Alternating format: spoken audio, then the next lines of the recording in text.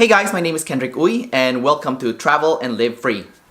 In this video series, we're going to cover topics on how to save money on travel as a Canadian, how to travel long-term as a Canadian, and how to make location-independent income so that if you don't want to go home after traveling, then you can keep traveling indefinitely because you are making income online.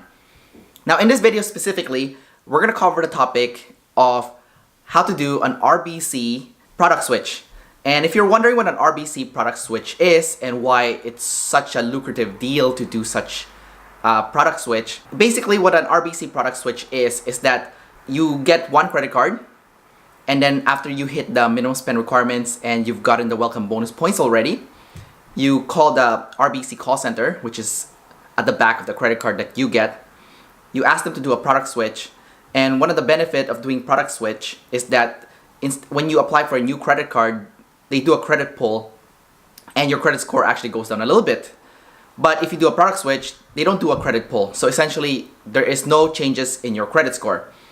Number two, when you do a RBC credit card product switch, what's going to happen is that they will actually prorate your annual fee. So let's take the British Airways Visa, for example. It has an annual fee of $165, and let's say you kept the card for 3 months.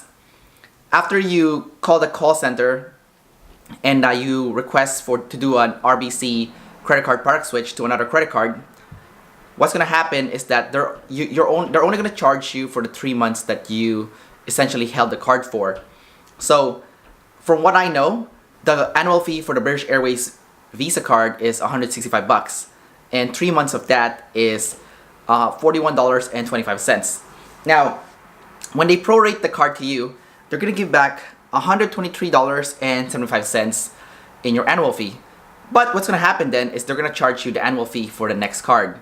So let's say the next card that you get is the RBC Cathay Pacific Visa card. The annual fee for that is $120. Well, because they already prorated your annual fee for the British Airways Visa, so even though they charge you that $120, you're only going to actually have to pay.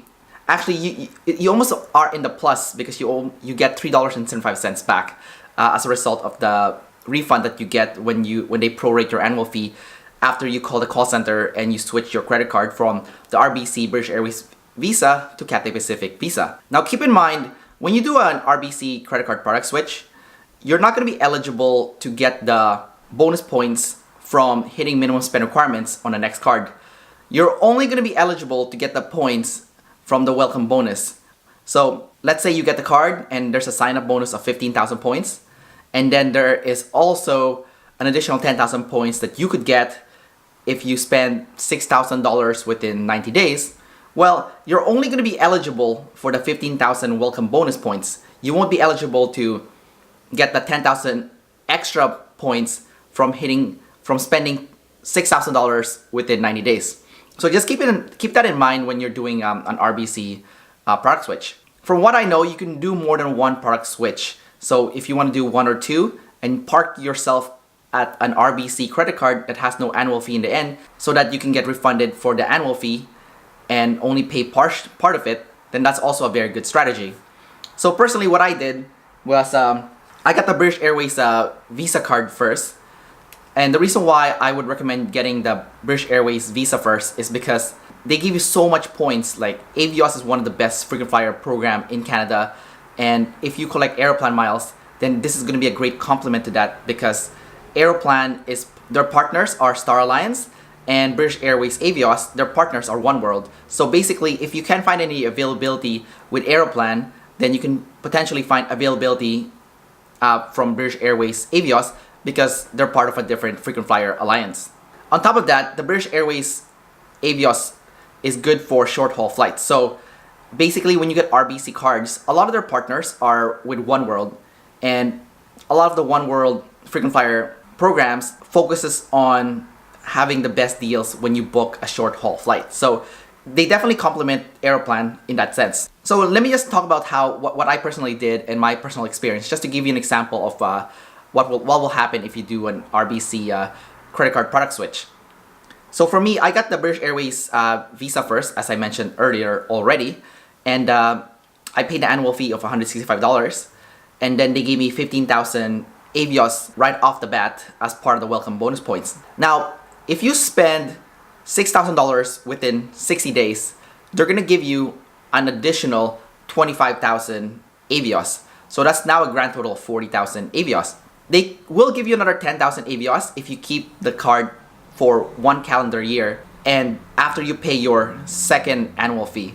But I don't think that's worth it. So I would recommend after you get the welcome bonus points and after hitting the minimum spend requirements and getting the 25,000 Avios, that you call the RBC call center and ask to do a product switch. Now, it's up to you which card that you want to product switch to. I personally went with the Cathay Pacific Visa because I've always wanted to test drive the Asia Miles frequent flyer program. And that's actually when I learned that you are not eligible to get the 10,000 bonus Asia Miles from hitting the minimum spend requirements of $6,000 within 90 days. However, you are still eligible to get the 15,000 Asia Miles sign-up bonus. So I do recommend getting the Cathay Pacific Visa card if you want to test drive the Asia Miles frequent flyer program and get some Asia Miles. Now, I kept the card for about 3 months, and afterwards I decided to do another product switch. And I ended up getting the RBC Avian Card, and they did have a sign-up bonus of 15,000 Avian points. The points is transferable to many frequent flyer programs such as American Airlines, Asia Miles, or British Airways Avios. So the reason why I went with that program is because it's flexible. So I wanted to see if I needed more Asia Miles or if I want more British Airways Avios. Another good thing about the Avian card is that they tend to offer promotions every year where they will give you more points when you transfer during the promotional period. From what I've seen, it fluctuates anywhere between 30%, 40%. I'm not sure if I've seen a 50%, but that's definitely a big amount of bonus points that they'll give you when you transfer. So basically, I paid the annual fee also for the RBC Avian card, which is $120.